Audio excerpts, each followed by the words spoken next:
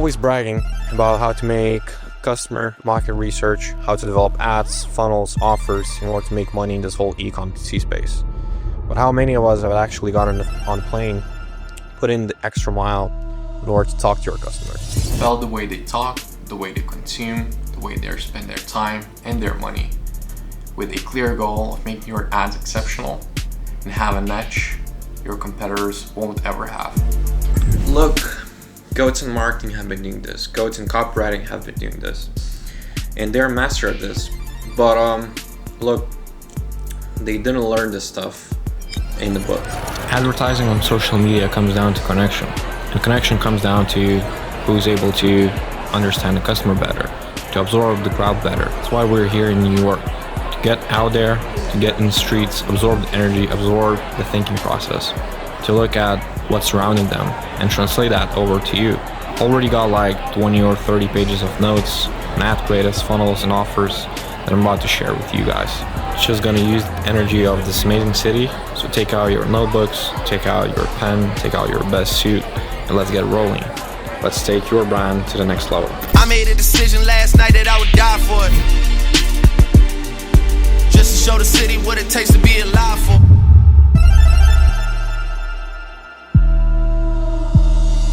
At 15, I founded my first business. It's been 8 years, many mistakes, many failed businesses, endless tests, basically trial and error.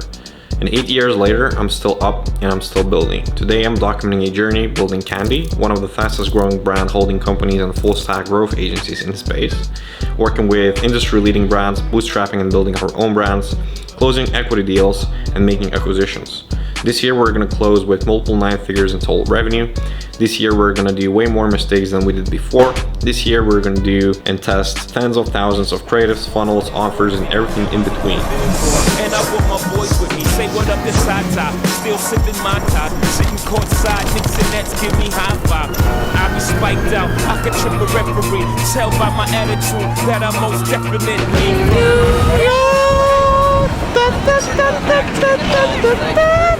It's the music. Where you from? Between it. Let me give you a hand. I'm not a gangster. Don't worry. I don't want to fight, man. Check it out. It's my music. Let me show you. This is my music, brother. Nice to meet you, man. Yeah. I'm not a gangster. You want to check out the music? Yeah, sure. We don't sell, brother. We're trying to raise up donations. It's a QR code that you see right there. How you doing, brothers? Nice to meet you. This is our music, brother. This is my team right here. Hold up, big bro. It's not free. It's not free. It's not free. All right. That's how you hook. That's how you hook them in. It's pretty much like dropshippers back in the day with free product, paid shipping. Guys, remember when I was saying that I come to US to understand my customer, to get in their minds, to get into the way they buy, the way they make decisions, and basically absorb their energy. But the thing is, I wanted to go to Times Square to do one more thing, to get in the way of how Meta works and how dynamics behind the platform is, and how it's built in general, and how it feels from customer's eye. And if we're standing here, we look at all those advertisements. We can just show around like it's many of them. That's how basically it feels if you're scrolling on Meta. And all those people that you can see here, they're all your customers. All these screens, they're basically your ads. And if I'm walking down here and I see all those ads from my eyes, nothing is grabbing my attention and I'm just walking through. I'm minding my own business. I have my own things of the day that I gotta hit. I have my desires, I have my goals, and I don't even mind them. But let's imagine I'm walking here and let's say I see like an Iman Gadzhi thing on the screen, like the way he acquired WAP, because he was here like probably a few days ago. I would instantly get hooked, and I would be like, fuck, Iman Gadzhi acquired WAP. I'll need to get back. I'll need to skip all my tasks of the day just to kind of see what's that all about. So that's pretty much how Meta works. All of those people are your potential customers. They're minding their own business. They're not there to solve the problems they might have. But if there's something that grabs their attention across all of these screens, and all of these screens here, you know, they're all over the place. On Meta, they typically build for your customer, which is even the harder thing. So if one of these screens can actually catch my attention, I'm gonna stop and I'm gonna take my time. I'm gonna skip everything I have in order to find out more. Yeah, talking about feeling good. Because the weather is great, it's Friday, no gray sky anymore here in New York. The same goes with ads, I would say. You know, if you go on social media and you scroll things, the ad that's out there, the one from which you're gonna end up buying, it has to have some sort of aspect of feeling good, you know? And if you look at top performing ads, there's no magic behind them. You know, you look at them and they're, you know, pretty standard. You know, they're like, nothing is truly special in terms of script. There's no magical edits or anything by any means. So that goes down to the click that happens in the mind. Oh shit, look at this. Sorry for littering. Yeah, so that goes back to like the click that happens in the mind. That click is typically comes from imagination, and the imagination comes down to being able to imagine yourself using the product, and being able to imagine yourself using the product and getting the outcome you want.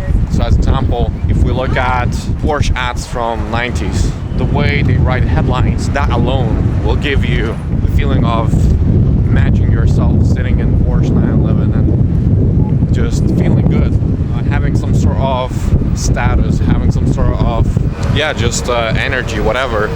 The same way you buy these kind of things, the same way you buy really simple ones, like, you know, pills, supplements, whatever. And if we look at, as an example, real estate, you know, let's say you look at the listing and the way you justify if you should go on and look at that one is just pretty much the feeling that it gives you. If you can imagine sitting down in the kitchen, having dinners on Friday night with your family, if you can imagine, you know, going out in the terrace, you know, cooking food, spending good time with your friends, then you're gonna end up visiting that apartment and, you know, probably end up buying it if you feel it. So yeah, guys, I mean, it's pretty simple thing. Instead of looking at top 5 ways how to hook people in, look for top 5 ways of how to make people feel good whenever they see your ad, and basically let them imagine the outcome. Just basically give them the dots, and once they connect those dots, they are basically claiming that the outcome is pretty much over there in the product. When I die, fuck it, I wanna go to hell. Cause I'm a piece of shit, it ain't hard to fucking tell. It don't make sense going to heaven with the goodies dressed in white. I like black Timbs and black hoodies. As we all know, leverage has been one of the most important things in business. Not only in business probably, but I would say is pretty much untouched in ecom DC space. It's just the way you build up leverage in ad creatives. Because the most typical thing you would tend to hear in the space is just like, you know, you gotta do market research, you gotta just understand your customer, their pain points, outcomes, desires, and things like that. Which means deep down, this whole thing is built on time and effort, and leverage is rarely found in time and effort. It's not that, you know, you're gonna put in more time, you're gonna put in the more effort, and magically, you know, you're gonna build up the leverage, comparing that to like your competitors, because they can do the same. Obviously, you can do it better, you can do it quicker, whatever, but those kind of things, they're not that sustainable, I would say. And if we're talking creatives and if we're talking leverage and how to connect these two things, I would say that leverage is rarely built on first layer of the process, which means it's rarely built on understanding the customer and pain points, because it has no process and no data behind it, which means you cannot process it and you cannot measure it. And if it's just time used as a leverage, it's just, again, a question of time when it's going to run out and you're going to end up looking for something else. As an example, you know, what they would tell you, understand your market by scraping ad library, is a thing to make your ads work. That would be like a first layer. Second layer would be understand the market awareness, which means I'm taking my understanding by, ads library, I'm getting a bit deeper, and then instead of understanding my market, I'm understanding the market awareness. That's one layer deeper. Third layer would be look for angles that drive performance in this specific awareness level. So as example, if we have, let's say unaware market, and there's, a really specific angle that tends to work, that's exactly your thing that you need to process. If we're getting even deeper, and if we're looking for leverage, I would say the 4th, 5th, 6th layer is where the magic happens. And if we're, talking 4th layer, where potentially leverage hides, you would want to build an AI prompt that would spot language patterns, which means, we would go into ads library, look for specific keywords, spot those keywords, and turn those keywords into language patterns. And then you would have like a full-time editor working on this system, on this process specifically, taking those language patterns and throwing them out on a high volume at a high pace. What that gives you is like a true leverage. It removes time. It removes some sort of like trick aspect, because it's no longer a trick. It's no longer an effort any time. Then it becomes like a process, it becomes like a data thing, which means you can process it, you can measure it, and that's exactly how the leverage is built in this whole like ecom ad creative space. See, it's kinda like the crack did the Pookie and New Jack, except when I cross over, it ain't no coming back. Should I die on the train track like Rainbow and Beat Street? Yeah, so the thing with ad creative ideas is, first of all, you gotta be intentional. Like every single idea out there that you're gonna come up with, that you would like to test, it has to come down to intentions behind it. Let's say if I'm testing a static ad or, scripted UGC creative with a specific creator for a specific avatar, it has to have intention behind it, which means what I'm looking to get out of this ad in terms of data, in terms of, some sort of like response from the market, and how I'm going to react to that data afterwards, how I'm going to use that, and how I'm going to use that, and what's my next step is going to be. So as example, if this scripted UGC works, and it works because it has a, great hook rate, then it means this hook that I've used, and I've used, let's say, the specific emotion, the specific product, the specific offer, whatever, it means that this is exactly the intention behind it I've used, and then I'm going to use that, continue, I'm going to continue forward with these type of hooks for scripted UGC, and then I'm going to swap the hook for, completely different angle. So that's, first things first, you got to be intentional. Second of all, first move typically dictates the way you're going to do with this ad creative. With chess, the opening will dictate the rest of the game. Same goes with ad creatives. The way you're going to open, the way you're going to research and come up with that idea will probably dictate quite a bit of, how it's going to do, first of all, how it's going to go once you get some data, second of all, and third of all, it's going to tell you what you're going to do with that data. So the most typical ad creative ideas, like how you come up with them, at least from what I can tell from talking to other people in the market, is going to be just, let's say, you do ads library research, you go and scrape some ideas, you go through your competitors, the market in general, you go through your customer pain points, things like that, which is great. But the thing is, you're going to launch a mass volume of creative, and let's say nothing will stick, nothing is going to work. What's then? And that's the main problem, because you don't have the answer to this question. Like, you don't know what's going to be next, because you don't know the intention behind it, first of all. Second of all, you haven't had a plan of how and, what kind of system you're going to use in case it's not going to work out.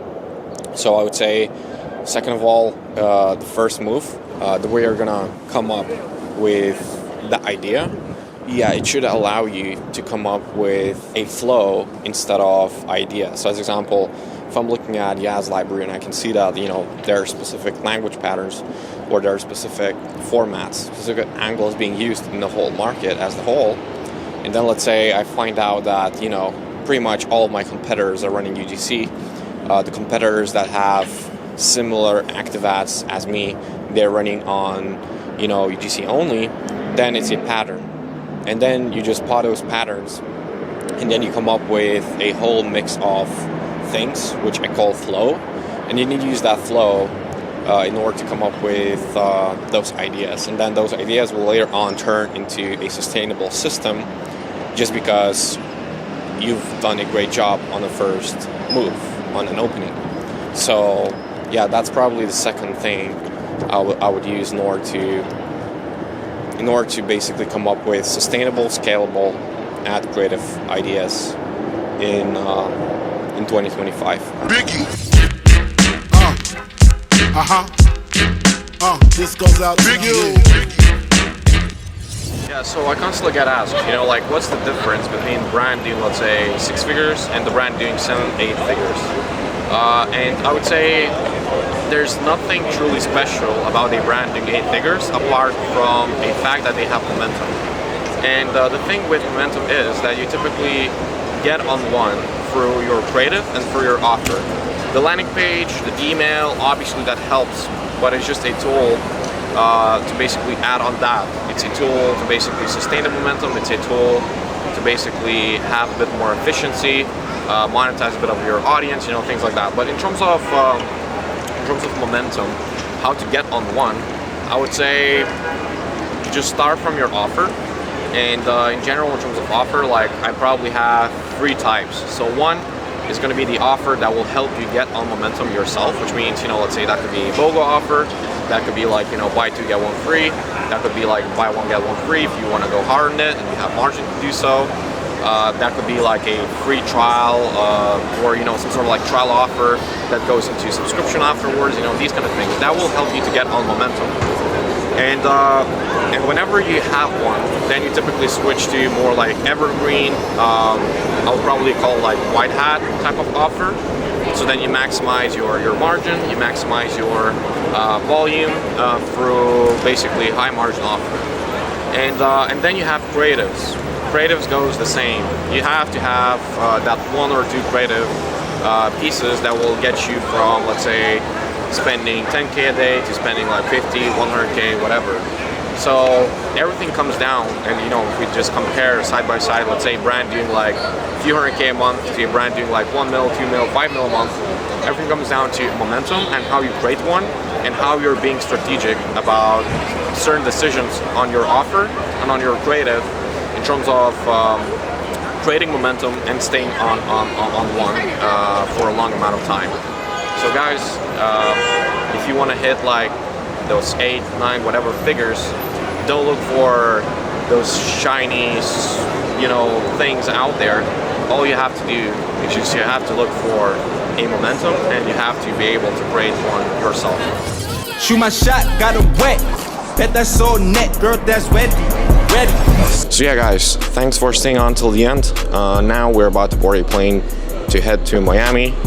And yeah, if you enjoyed this video, click the subscribe button, comment what you think about this one. And yeah, Miami is going to be the big one. We're going to share even more sauce, even more value. So if you enjoyed this video, I'm looking forward to the next one.